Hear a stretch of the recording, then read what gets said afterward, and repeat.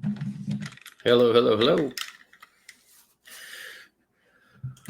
We are live one more time. It's going to be several more times. Y'all, my name is Daniel García Ordaz, and we kicked off this thing called Huitzilopochtli workshops, talleres. And this is our third year, but of course, because of the COVID situation, we're having to do this virtually. So please share and grab some coffee, grab some pen and paper, and share, pass the word so that we can have a discussion on creativity, and we'll have an exercise on brainstorming. So once again, this is Huitzilopochtli workshops. Huitzilopochtli, the god of war, the god of the sun in Aztec mythology. And so please throw your comments and questions. It's definitely, the exercise will be interactive when we get the exercise going on brainstorming. So I'm going to take a moment to kind of pass the word and let people know that we're live. So we can get some interaction, like I said, going. And so please do share that wherever you may. There's something going on with the event page, so it doesn't let me like discuss anything new or just comment only. So do whatever you can do to help pass the word would be great. And so this is Rio Grande Valley Writers on Facebook, and we have some pretty active participants. We had about 600 folks once upon a time on the page, but people were just kind of there for no reason. And so we started removing folks that were not active, were not part of, the active community of writing to support each other, to help each other out, that kind of thing. So I hope you can, like I said, pass the word, and hopefully we can get some interaction going for this presentation on creativity and brainstorming. We had an awesome discussion earlier from Rodney Gomez, an award-winning poet, the McCallum Poet Laureate, and we'll place that Zoom recording on this page later on. And this afternoon at 2 p.m., we'll have a book release by Edward Vidaurre. If you're a little bit late, it's from 2 to 3 p.m. So Edward Vidaurre will release his brand new book, Pandemia, and he's also former McCallum Poet Laureate himself. And so we'll have that at from 2 p.m. Edward Vidaurre. At 3 p.m., we have an awesome expert, Grammy-nominated songwriter, and she is an expert on book marketing. So free of charge, come at 3 p.m. to check out Ellen's book marketing presentation at 3 p.m. At 4 p.m., we'll have Ana Cavazos talking about comic books, comic strips, and cartooning. Comic strips and cartooning as a form of getting writers excited, especially for young writers, teachers. That's a great opportunity there. But for any of us that want to get into writing through cartooning or comic strips. And then at 4:30, we'll close out the day with a session on calligraphy by another award-winning author, Caitlin Renteria. And so she won't present on writing per se, but in a classic sense, but she'll present on a different classic type of writing, which is calligraphy, at about 4:30. So I hope you can catch that. And so I hope you get a chance to join me for the presentation on brainstorming creativity. The brainstorming exercise will be, hopefully somewhat interactive. Although if it's not interactive, I'll do my best to, sort of make it interactive in any way that I can. So let me go ahead and take a moment to kind of share the fact that I'm here, so that people can, so we can get some interaction, so people can hopefully join in and see what's going on. So I'm going to share the fact that I'm out here and see what's going on. Let me see if I can get let me check my notifications, see what's going on as far as this goes. And hopefully folks know that I'm live right now, so they can join the interactive part. So we're dealing with a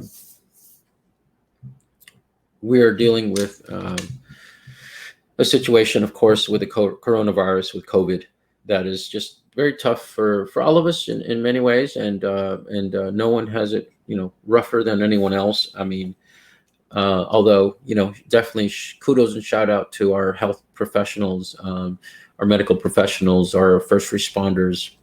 Sometimes police officers, firefighters are the first, literally the first responders, followed by the EMTs or ambulance folks, depending on the situation. So that whole emergency medical, response system, EMS, they're definitely the front line, as well as our nurses, our doctors, our medical assistants, our clerks and lab techs and pharmacy folks. I mean, all those folks that are out there in the health world. So kudos to them, for helping us deal with the situation with coronavirus.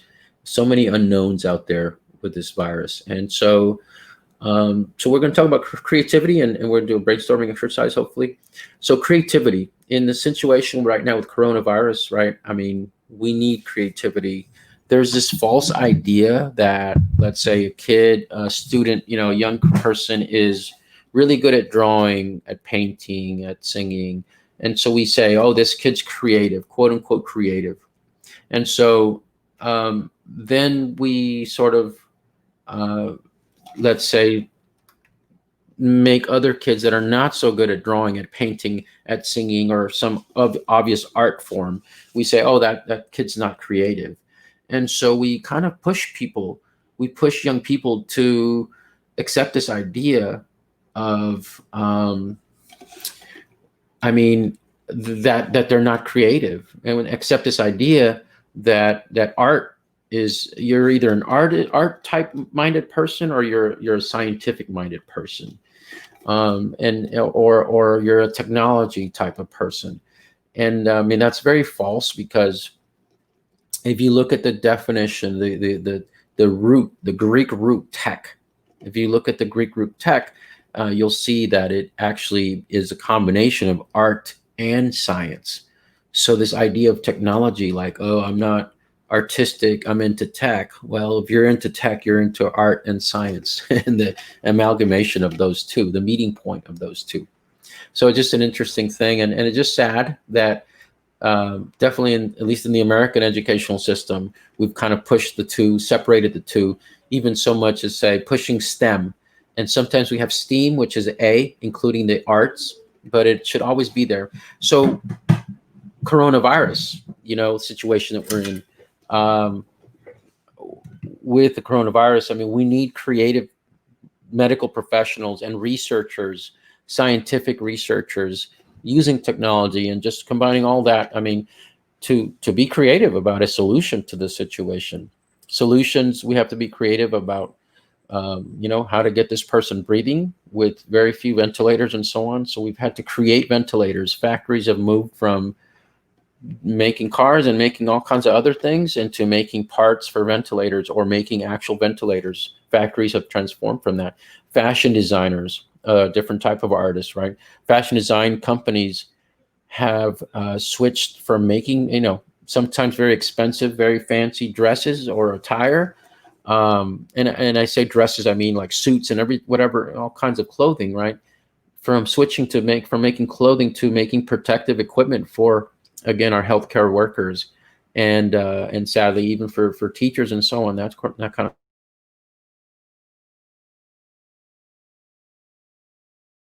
So correct material that's going to, deal with the viruses and with the bacteria and everything else that they're coming across, in a hospital setting or a healthcare setting.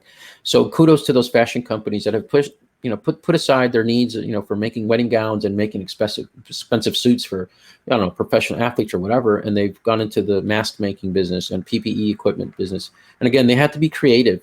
All these factories that used to make parts for cars. Sorry, a little dyslexic there. They had to get creative and switch things around, and realize that, hey, we need their creativity. In a manufacturing world, we need to manufacture now protective equipment. So creativity is all around us. It's not something exclusive to the arts, not something exclusive to, kids who can draw well. Don't misunderstand me. That's awesome if you can draw well and all that. Not trying to take away anything like that, and I'm not trying to be wishy-washy and say like, oh, like we're all creative, like, oh my god, like, because that can get into the wishy-washiness of putting a philosophy. And then again, I mean, we are creative beings. At least I believe we are creative beings. We are created. And think of it this way. I mean, I've worked with prisoners before, both in the Navy and as a teacher. I've worked in a prison as a teacher. And criminals and prisoners are some of the most creative people you will ever meet or not meet. Um, there's a lot of there's geniuses behind bars, y'all. And you might ask, or you might say, like, have the attitude of like, well, if they're so smart, why are they behind bars?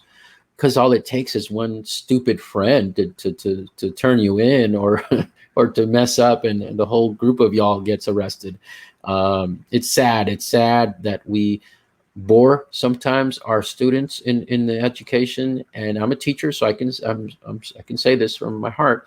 It's sad but true that we sometimes we bore kids, and they turn to crime because at least there's a challenge there. And so part of what creativity is, the discussion that we need to have is that, in a not wishy-washy way, like seriously, like there's creativity all over the place. And again, um, you know, criminals, unfortunately, some people behind bars are geniuses. I mean, they're like genius level, like IQ. I mean, they can take a little bit of, I mean, as a teacher, when I was behind bars at a prison, I should say, behind bars, but not as a prisoner, as a teacher, like you couldn't take, I mean, they would check your pockets. Like you couldn't take any kind of this and that. Like you had to be careful with USBs, or like a gum wrapper, a piece of wire could be turned into a radio or whatever. So, so we, kudos to everyone that's out there encouraging creativity, creative thought. Again, it's not there. We don't need to have a separation of art and science. We need creative scientists to make new discoveries. And so right now, it's important so I'll go ahead and start, in earnest with my discussion here on creativity. So creativity, we need to allow for moments of crazy. We need to have crazy thoughts, crazy ideas. This is I'm not using the word in a negative way. I'm crazy. I tell my students this. And again, it's not in a negative, sense of the word.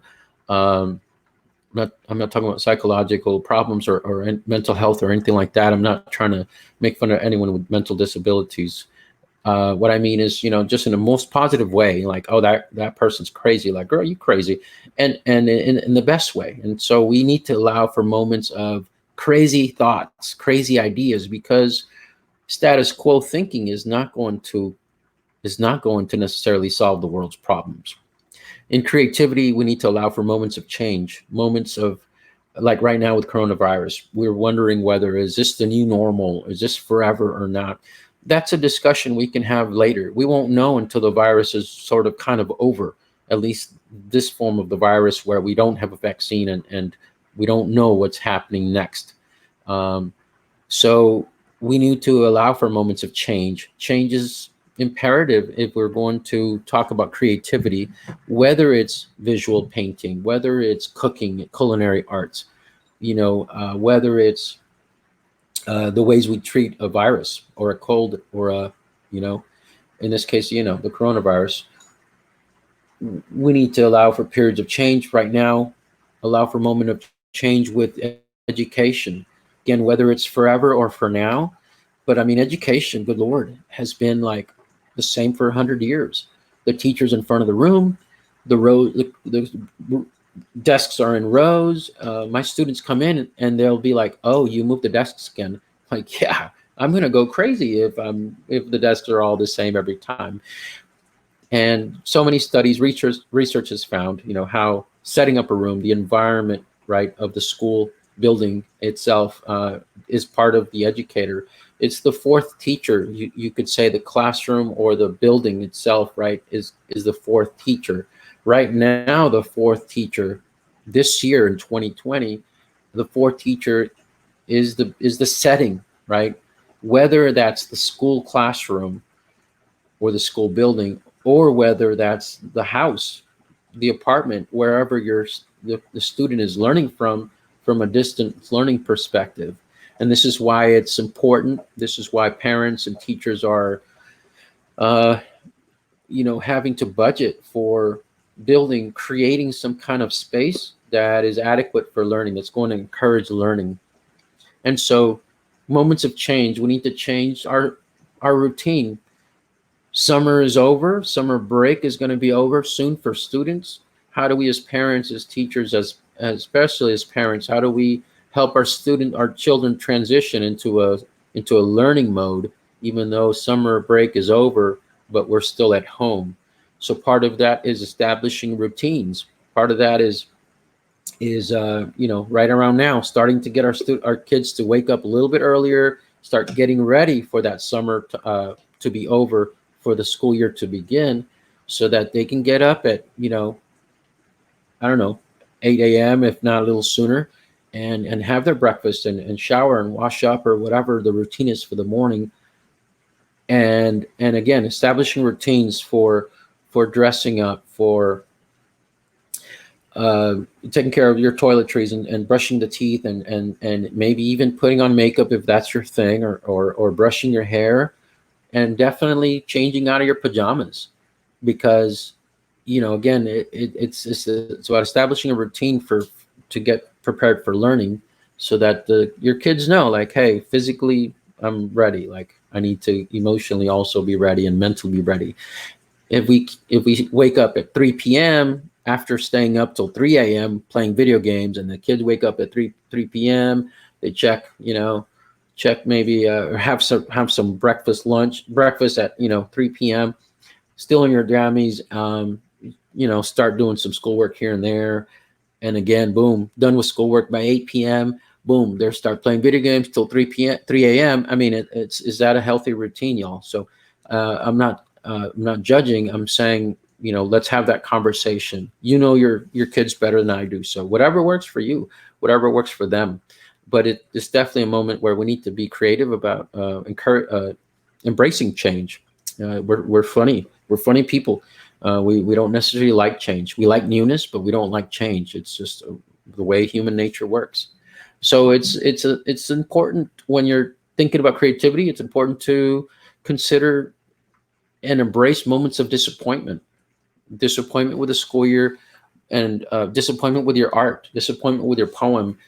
You're going to fail. You're going to be disappointed by a book you read about creativity, like it didn't really help me, or a video you watched 20 minutes of it, like didn't really. So part of learning, part of being creative, is you're going to have moments of disappointment. That clay pot that you've been shaping for half an hour, and then boom, it just messes up. Or it's beautiful and perfect, and then you put in the kiln and it cracks, or the paint isn't just right, or whatever. Creativity is going to lead to disappointment. So you have to embrace those moments of disappointment, use them to improve, to learn, and be able to move on from them. Otherwise, we don't create anything. We just buy quote unquote perfect things from the store somewhere, and we never create. So we never give kids a stick or two sticks and say, go play with this or whatever. And that stick can be a steering wheel. It can be a telescope. They can be on a ship. I mean, so much of that is gone when we buy fully completed, items, toys, and that sort of thing. So when we create art, when we create poems, when we create a book chapter, a video, a TikTok, whatever, we have to embrace moments of disappointment, because that's going to happen. And we toughen up our kids, our learners, and let them know that is part of the process. There's a bit of luck involved sometimes, and people say, like, oh, that artist, they're lucky. You maybe have seen songwriters or book authors who've said, oh, I dreamt up the poem, or I dreamt up the story. I had a dream, and that became the movie screenplay or whatever. And that's great. They got a little bit lucky there, or big time lucky. And so luck is definitely involved. I mean, let me put it to you this way. We all know amazing singers who were not lucky to, make it big for whatever reason. We know amazing chefs or cooks that could, they could have a food truck, but they just don't know about business or whatever, or life happened and they just couldn't get their dream going.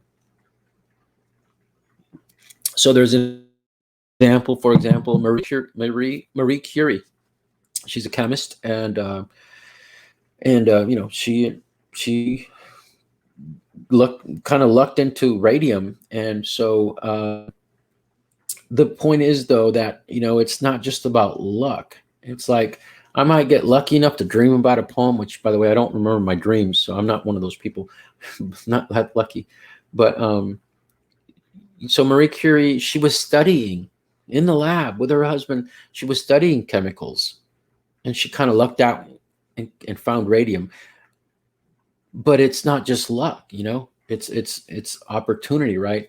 But she made that opportunity for herself. She was studying. She was getting her hands dirty. She was in there getting those experiments done, conducting experiments. And so you might get lucky and invent, like, oh, Mickey Mouse or whatever you invented when you were just doodling. We might call that luck, but again, you're getting the work done. You're rolling up your sleeves and you're in there. And so it's easy to say, like, oh, that's just luck. But again, that songwriter, that movie maker, their brain was working on it, before. They're not just a regular person and boom, they dreamt of a song. And then, no, it's like they're songwriters who maybe dreamt of a song. They're movie makers who, dreamt of a movie. They're scientists who are working towards a goal. So Alexander Fleming also was in the lab. Sir Fleming from England. So he was working in the lab doing his experiments, and he looked into penicillin. But I mean, again, it's not completely just luck. He was in there with it, getting his hands dirty. That serendipitous moment where he discovered this he was looking at bacteria in the petri dishes, but in fact, penicillium mold from the air or whatever, got into one of the petri dishes, and he realized, like, the bacteria is not growing in this petri dish because of this mold. And he made some more experiments and discovered, penicillin. And so the thing about creativity is that it's uniquely human. This is what, no offense, separates us from the rest of the animals.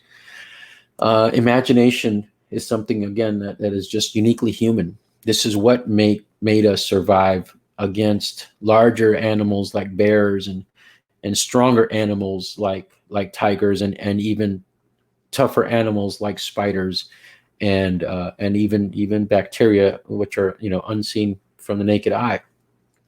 Imagination, is uniquely human. The prefrontal cortex of our brain is separated from the part of our brain, physically separated from the part of our brain that says, this is real, this is what I see. Because of that physical separation in our parts of our brain, we have the ability to imagine things that don't exist, and animals do not have that. They're very intelligent. Some animals, like elephants and dolphins and so on, very intelligent, but they just don't have that ability to imagine / to create. Some animals use tools, and so again, they're smart, but they don't have the imagination per se, because of the placement of our prefrontal cortex, which suspends basically the place and time, especially the reality, right? And that's what gives us the fantasy, the imagination, place and time. So what if, the what if factor, what if I do it this way? What if I add chocolate to peanut butter or whatever, right? But, an animal will maybe dig up peanuts and eat them. Bacteria get into legumes like beans, and attach or fix nitrogen to legumes like beans from the 68% of nitrogen that's in the air. And we need that bacteria to get the nitrogen into our beans. And so animals might dig up beans and eat them, or peanuts, but humans were the ones that said, you know what, let's boil these bad boys. Let's boil them. Let's roast them. Let's add a little salt. Let's crush them and make them into peanut butter. Let's add that into bread and so on, just the idea of cooking. So Nathan Paul Meervold, I hope I'm saying his name correctly, he said this. He said, taking ideas from one place and applying them to another place. So again, that suspension of the place and time. What if we took this and put it somewhere else? So what if we apply fishing tactics to football? What if we apply football tactics uh, to teaching or whatever? Like, what if we took the best ideas of coaching and applied them to the classroom or whatever? That what if, that ability to transpose ideas from one scene, from one place and time to another. This is what makes imagination happen. So what if we have goth Disney characters? If I have a visual artist, maybe I'll do a series on that and make $1 million, or maybe market myself and get bags and T-shirts and all kinds of items and be a billionaire, not just a millionaire. Goth Disney characters, why not? Why not? Let's imagine that. What about zombie Disney characters? I know with the COVID thing, we don't want to imagine that, but maybe you could make a killing out of that. Of course, licensing and all that. I don't know how that works with Disney, but still, it's about the bending of ideas and the blending of ideas. So you bend existing things, and creativity is not just like out of nowhere, like just boom, imagining something. It's about taking something that exists and just bending it to a different way, literally looking at it from a different perspective. So when I was working on photography, not professionally, just as an amateur photographer, but I did sell some art pieces, and I was involved with art exhibits as a photographer. My most famous photograph came from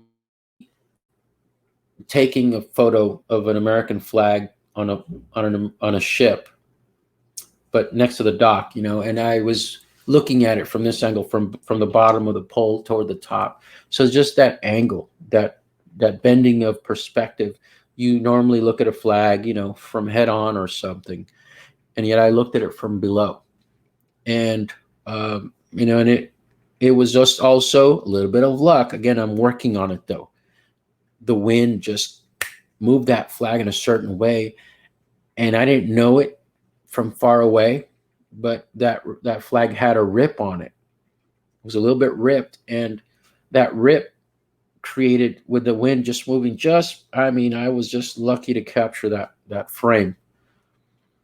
And it was a old school camera with film, right? And with Kodak film, and it was an amazing photograph that was created. Someone out of the blue, but it's about just the way the flag meant. It's about perspective. So imagination is about looking at things in a different way. So sometimes as a poet, as a writer, especially with metaphors and stuff like that, but also as a painter, and even with food, with culinary arts, it's about combining seemingly mutually exclusive ideas that just seem to be like, what? Why would you put that together? So we call that juxtaposition, right? When an artist, paints something that just doesn't go, or a food item, boom. You've seen now with these cooking shows, there's a lot of that, where there's that seemingly mutually exclusive, food that works well with another one. Like, make a dessert out of raisins. Okay, that's not too crazy. They're sweet. But then they'll be like, okay, the food for today is sardines, and you're going to use them in every dish. Well, you can put them on pizza or whatever, but then what are you going to do with your dessert, right? And that's where the creativity comes in, allowing your brain to say, like, oh, I can make this work. Let me see how I can make this work. So you take disparate items, very different items, and break them apart. Maybe break them apart to make something useful, something new. Look at all the different types of masks we're coming up with. Just today, I read a headline. I didn't read the article, but I just read the headline that Japanese inventors, they have a mask. It looks like a COVID type of mask, but it's got a little bit of Darth Vader kind of voice box on in the front where the mouth goes, and it will translate up to 8 languages, y'all. So you'll speak whatever, and it'll come out as, you'll speak Japanese, it'll come out as English or whatever. So they're taking a COVID idea, combining it with some kind of deal, so it's a brand new company, and it's an interesting thing.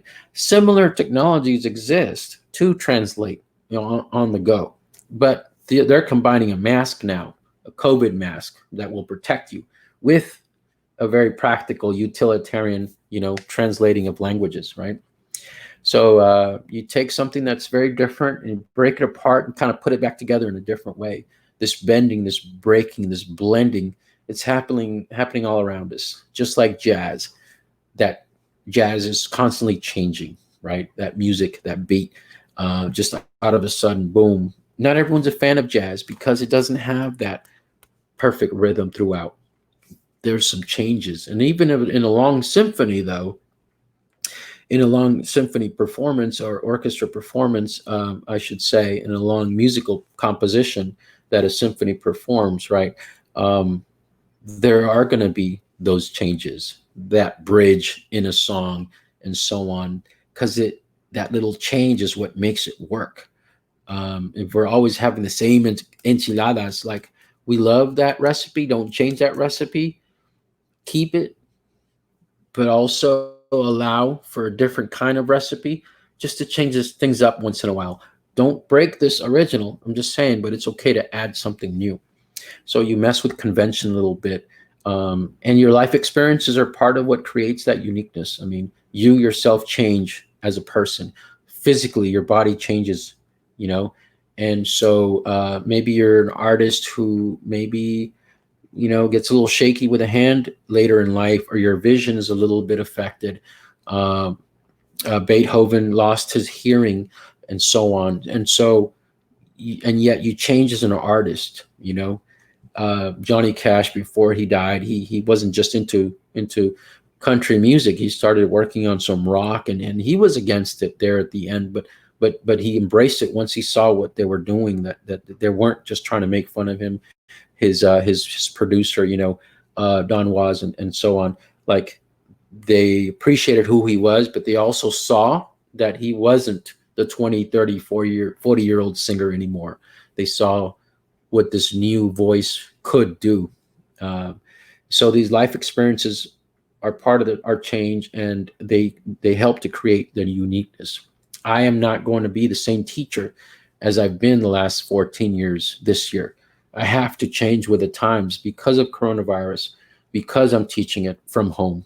We have to be able to adapt and see the changes, embrace some of those changes, whether they're temporary or forever, And so sometimes we take the extraordinary, and the extraordinary maybe comes from the ordinary, something that is yet unseen.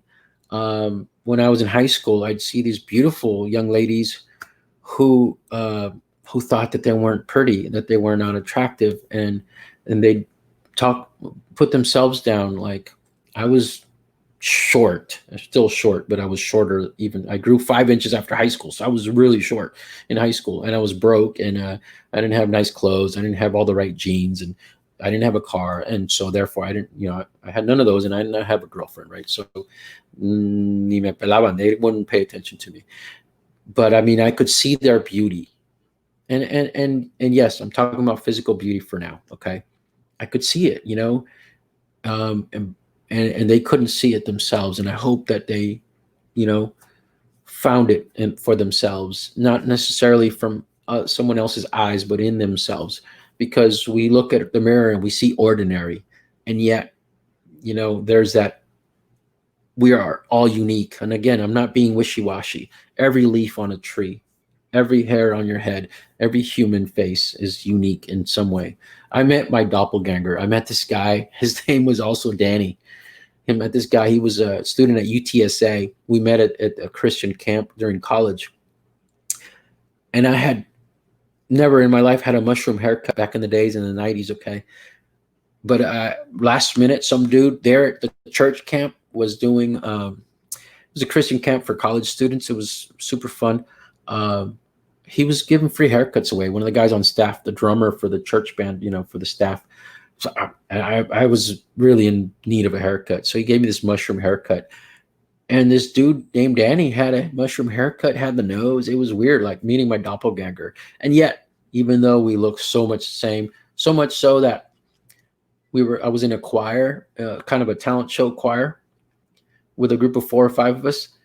And one of the young ladies, I'd never met her, but she called me by name, and I kind of just went with it, like, oh, I guess I'm just famous or whatever. She must know me.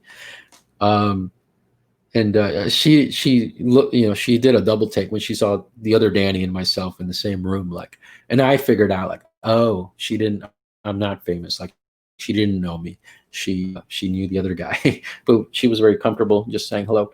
So even though he was my doppelganger, I mean, we looked very much alike. There's still a uniqueness in all of us, and so you can take an ordinary object and make it extraordinary as an artist. Take an ordinary piece of meat and make some amazing creation with it, as a cook, as a chef. Take some food and just place this placement, right? We call it, as a writers, we call it setting.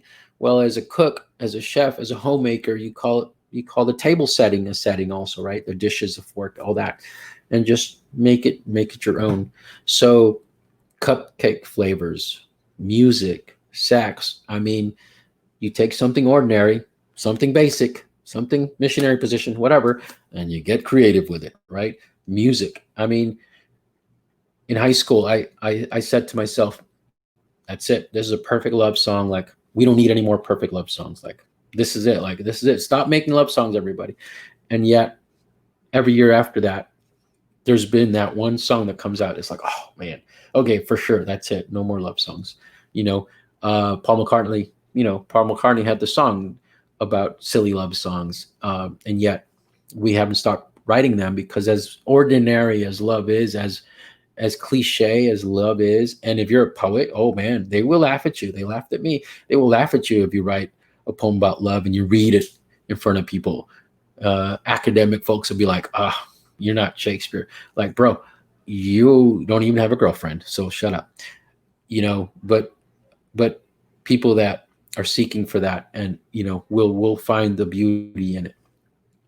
So whether it's ceramics, whether it's pottery, et cetera, et cetera, creativity is all around us, even in war. Unfortunately, again, I said earlier, some criminals are some of the most creative folks.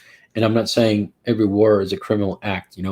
Thank God for World War II, we stopped Hitler. Okay, so I am not anti-war, just in flat out like that. I think it's good to use it for justice. It is necessary, unfortunately, as long as human hearts are evil. So so you're going to make mistakes. You're going to break a few things in pottery. Things are going to go wrong in painting and anything that involves a creative process. So it's important to embrace transformation. It doesn't have to be 180 degrees. It could be just a small change, a slight change, just a slight variation. A song might not work. The lyrics might be awesome, but it doesn't work as a country song. It might work as a reggae song. Sting did that with rock and roll. He had some reggae flavor into that, and he's a one name guy, and he's famous all around the world. Like Elvis or whatever. Sting did that. He threw a little bit of reggae into some basic rock, songs, and it worked out. Just a small transformation. So I read somewhere, and I forget where, I forget, this is not an original thought necessarily, but I read somewhere that being creative fights efficiency. Like, it's not the most effective path. And it's true. Think of elephants, they take the straightest path to water and food, and they're very intelligent creatures. Boy, their memory is amazing. I mean, they remember where the watering holes are. It's phenomenal. So they have this incredible intelligence, especially for memory and smell and everything else. And they do have intelligence, emotional intelligence, and other types of intelligences as well. And they're playful, and they play and hang out. So, but creativity for humans, imagination, it's not the path of least resistance. It's quite the opposite. It takes energy to create. It takes energy to change. Think about school. There's some teachers that they're, nope, I'm not doing this. I'm not doing this online thing. And on a health and safety perspective, I'm not judging them at all. Don't get me wrong. I'm just saying people who are just 100% adamantly resistant to change, in education, even before COVID, and especially now, like we have to be adaptable. It takes extra work. It takes energy. It takes extra trainings. People that are like, oh, teachers are off for the summer. Guys, we've been doing all kinds of trainings. I'm a level 1 Google educator. That means I've got on my own, just got myself trained and passed the test from Google. It's a pretty tough test and it's timed, and they look at your screen and they lock your screen. Um, there's level 2 and there's others that are much higher than what I have. And this was years ago, just on my own, I did this. And still with that background, I'm still learning. I'm still trying to get ready for my students because it's 2020 and things change and I need to be able to change. And it takes energy to change. It takes energy to create. And this is why people who might be creative, they're not creators though. They're not singers. They're not painters because it takes energy. It takes work. So if you ever invite a musician to your event, a painter, any poet, try to pay them if you can. If nothing else, feed them. I mean, give them some kind of pay because it takes energy, y'all. It takes time, but it takes energy. And it takes energy to get that transformation. It's not the path of least resistance. It takes an elephant saying, hey, wait a minute, we're going to go a different path. But elephants don't do that. So changing trajectory, it's not easy to change jobs, change geography, change your setting. Again, in a story, it's called the setting, the time and place. Well, in real life, it's also called the setting. You change jobs. So many people are moving from California to Texas, from all kinds of places to Texas. Y'all, don't be trying to change our state up in here. Change is good. But remember, we said don't change that basic enchilada like it's a perfect enchilada. We can have the perfect enchilada plus a different one. That's fine. But don't be trying to change this, y'all. We're from Texas, okay? But, takes courage, to change, to move your family from another state, from another place. My parents came from Mexico. It took a lot of courage to change your geography, which is going to be also changing your language, changing the way of thinking, changing your way of life, because Americans live a certain way and people from England and the Netherlands and other places, it's just very different ways of living. And it takes that courage to change your trajectory, to change jobs in the middle of COVID, to change jobs, to change locations. That all is, part of creativity also. You have to find creative ways to talk to your kids about it, to get them to help them to make new friends and that sort of thing. And that's why the frustration comes in and the confusion comes in for anyone. You have that self-doubt as a human being already.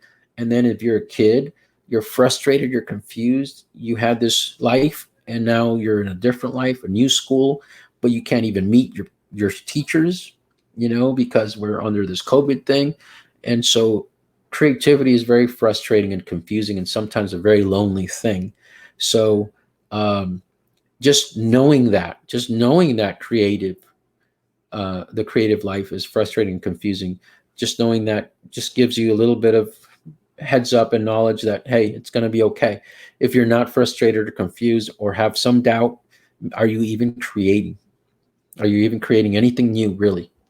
A friend of mine reached out to me, and this happens a lot, and no offense, no hard feelings, I hope, but people reach out to me and they show me their poems, and I did the same thing, y'all, with something I thought was fictional, but it was more like nonfiction. And when I sent some stuff just for feedback to some writers, most of them would not respond, but one of them did. And he gave me some great advice, and he said, this isn't this section that you wrote, like try to write more like this, and in just a nice and friendly way, he said, like, this isn't ready, this is not ready. And no te agüiten, like, don't take that in a bad way. Like, if we didn't care, we wouldn't give any feedback. As a teacher, if I didn't care, it's like, oh, just turn in your essay, turn it in, it's 100, you don't turn it into 0. Like, no, like, if I care, so I have you break down and fix these sentences and fix these sections and rewrite the poem or rewrite the essay or whatever. So you have to be willing to be wrong. You have to be willing to struggle. Otherwise, again, are you even creating? So I've had friends reach out to me sometimes and say, hey, can you look at this poem? Can you look at this whatever? And I'll tell them sometimes, like, hey, like, this sounds like a bumper sticker. Like, in other words, like, I've heard this before. You're not plagiarizing. It's not word for word, but it's like there's nothing new here. Like, no offense, like, you're not telling the world anything new. You're bringing me enchiladas, and you're thinking you just invented enchiladas, or even a new enchilada, but no, it's the same old enchilada. Like, no offense, like, it's a lovely enchilada. It's just not new. So keep working on it. Keep working on it. Don't get disappointed because I'm saying I'm not feeling it. Not everyone's gonna like your enchiladas. Like, ask someone else, and it might work for them. So you have to be willing to be wrong, like straight up wrong. Like, listen, you're straight up like, okay, this is plagiarism. Like, whether you know it or not, like, this already exists. Like, so you're straight up wrong with this. And the right and wrong thing in art, it's kind of very difficult to say, but I mean, there is a wrong way to make enchiladas. There's many ways to make enchiladas. The enchiladas in El Paso are very different from the Valley enchiladas. The enchiladas in California are different from the ones in Jalisco, the ones in Mexico City, but still, there is a wrong way to make enchiladas. Okay, if you give me a piece of bread and put cheese on it and chili powder and say it's an enchilada, I'm going to say, no, I'm sorry, that is not enchilada. Sorry, I'm not the world's authority, but I think the world will agree with me. So you have to have some ego to be an artistic person and creative person, but you also have to, and maybe like an alter ego. A lot of singers, a lot of songwriters, Bob Dylan, a lot of singer-songwriters, they're shy. You don't believe me, but I'm shy. I'm shy. When I was a kid, oh my God, people are shocked that I do this. They're shocked because it's like I never said anything as a kid. I was super shy. Well, but a lot of, like I said, rock and roll singers and so on, like, they have to have almost like an alter ego. I mean, Bob Dylan, that's not his birth name, by the way. And so, you may be using a pen name, even changing your gender sometimes or whatever, an alter ego of some kind, giving yourself permission, maybe with a costume, maybe with makeup, maybe just with a different name, or just yourself, your face, but still some kind of sort of alter ego sometimes might help, because it's tough being yourself. People say, like, oh, just be yourself. Yeah, it's easy to be yourself if you're tall, dark, and handsome, and good looking, and have money and have all kinds of privilege. It's very easy to be yourself. When you have a lot of self-doubt, and you're shy, and you don't have a lot of money, and you don't have a lot of talent, it's not so easy to be yourself. But you have to be able to embrace failure. And your brain tells us that failure, feels bad, right? And it does emotionally. And people have laughed in my face in writing classes, and even my professor, one of my final professors, one of the final, I guess, the final exam with a writing professor back in the day before the MFA program. These young ladies, they laughed in my face, like, when I read some poems, and even the professor said, like, we do not need love songs. He was from Yugoslavia. He's like, before we decided to start killing ourselves. So he was very dry and just straight up with you. And he's like, he wasn't into love songs, right? But then I read a different poem, totally different poem, and he said that it was exquisite. And those girls that were laughing 2 minutes before, I mean, they're bleepity bleep shriveled up, and they did not say a word, and even though he made fun of me for writing love poems, he said, if you can write this, that was exquisite. He said, if you could, it was delicious. He said, if you could write this, then write this. And he, dissuaded me from writing love poems, but he encouraged me to write, this way. The philosopher Epictetus, the ancient Greek philosopher, he said, if you wish to succeed, you must be content to be thought foolish and stupid. And yes, I got it from the movie Serendipity, but I've since, studied Epictetus, and it's a longer quote if you want to find it. If you wish to succeed, you must be content to be thought foolish and stupid. People are going to laugh at you. They're going to say you're stupid. Imagine the inventor of the hula hoop, like that one movie from the, what do you call it, Brothers? Dude invents a hula hoop and he draws a circle on the board. It probably gets fired, like, you're an idiot. Like, what are you drawing up there? Stephen King, in his book On Writing, it's called On Writing. He talks about letters of rejection, and award-winning poets I know, like Katie Hirth and others, they take those letters of rejection as a badge of honor. Join the club. Rejection is part of creativity. So if you come out as an artist to your parents, like, Mom, Dad, I'm going to be a painter. Like, oh my God, they're going to worry about your finances. They're going to joke about you at the family barbecues. They're going to straight up laugh in your face sometimes. Maybe not your parents, right? But people that are around you, your friends and family, are going to be like, pues they have a degree in no sé qué, pero pues they're a painter. Or like, why are you studying art? So we're about to go to Mars, NASA's doing stuff over here, with different companies. And yet we need creative people to get airplanes to be lighter and yet still safe, to make airplanes still look good. So psychologically, we don't all go crazy up there. That long trip to Mars, I mean, we need artists, y'all, to have some visual art to look at. Otherwise, we will go crazy.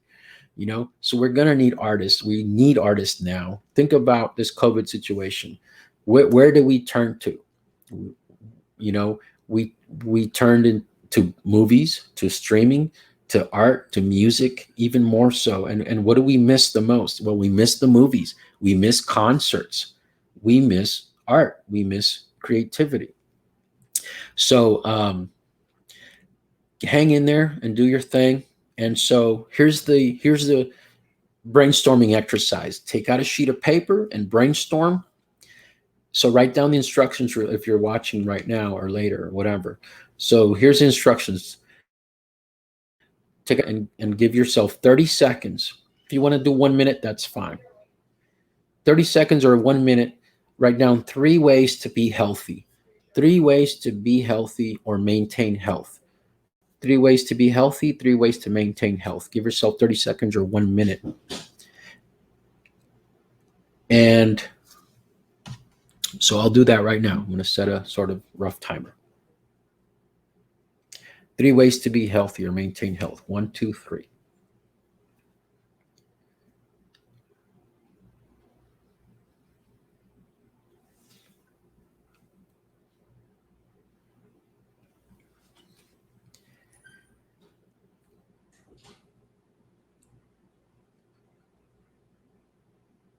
So that was rushed. If you're not done, pause this, and we'll say we're done with your minute. I rushed you. I only gave you 30 seconds or 1 minute. If you're not done, pause this. So that was rushed, and it wasn't fair, but I only gave you 30 seconds or a minute, and yet you're a smart person. And you could come up with three things super fast. 3 ways to be healthy. Eat right. Diet.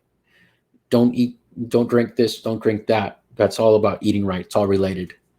Drinking, eating the right things, nutrition. If you wrote anything like that, put a little check mark on it. Okay. So most of us thought about eating right. Exercising. If you put exercising, going to the gym, working out, running, walking. If you put anything about physical activity, doing yoga, anything like that, put a check mark on it. Eat right. Exercise. Sleep right. Get a good amount of sleep. Rest. Meditate. So if you put anything about that, put a check mark on it. And most of us, because we're normal, we're not crazy. And now I'm using it in a negative way. Sorry. We're not, so we're normal people. We're not serial killers. Most of us think the same. Eat right, sleep right, exercise. Those are mostly probably what you wrote, what most of us wrote. But they're all physical ways of maintaining health. What about emotional ways? Economic ways, financial health. Most of us don't even think about that. Emotional, mental, psychological. You can combine some of those if you like, if you prefer. Physical, emotional well-being, financial well-being, spiritual well-being, prayer, worship, reading the Bible, whatever you're into, reading the Quran, whatever you're into. So there's all kinds of health. In the brainstorm, I said, write down 3 ways to be healthy. I didn't say it had to be physical health, but most of us think that way. So brainstorming is important, looking at the question and really expanding it. Otherwise, we're going to take the path of least resistance. So hope you enjoyed this, and we have some more things coming up, and so I hope you get a chance to check it out. All right, talk to y'all later. We have Huitzilopochtli, presentations. We have at 2 p.m. today. Edward Vidaurre, he's going to present his book, brand new book release. So it's a virtual book release. Edward Vidaurre at 2 p.m. At 3 p.m. we have a marketing expert, y'all. She's a Grammy Award nominated songwriter. She's a book marketing expert. And even if you're not a writer, if you're an artist, if you're an other person, if you're interested in any kind of marketing, check it out anyway and interact with us so that you can see if you can get something from her. And then at 4 p.m. we have Ana Cavazos with comic strips writing, and 4:30 calligraphy with Caitlin Renteria. All right, we'll catch you guys later. Take care.